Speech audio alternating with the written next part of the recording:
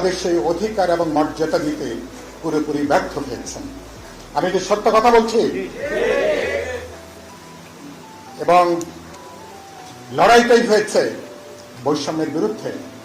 গত 14 মাসে বাংলাদেশে বৈষম্য বৃদ্ধি পেয়েছে, বেকারত্ব বৃদ্ধি পেয়েছে, না খাওয়া মানুষের সংখ্যা বৃদ্ধি পেয়েছে, দারিদ্র্য সীমার নিচে নতুন করে নেমে এসছেন বলা হচ্ছে 35 লক্ষ উপরে হচ্ছে মানুষ। বাজারে আগুন, মানুষের জীবন জীবিকা গুরুতর ঝুঁকির মধ্যে।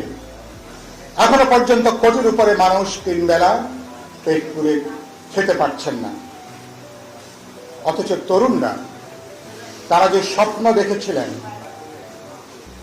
সেই স্বপ্ন গত 14 মাসে স্বপ্নটা অনেকখানি আজকে এটা দুঃস্বপ্নে পরিণত হতে যাচ্ছে।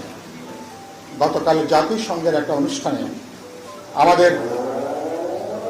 আমাদের প্রধান উপদেষ্টা, আমি আজানটা শেষ হলে আমার বক্তব্য সম্পন্ন করি। আমরা আজানের জন্য 1 মিনিট আমরা একটু অপেক্ষা করি, যেহেতু আজানটা একেবারে কাছে, আমরা অপেক্ষা করি।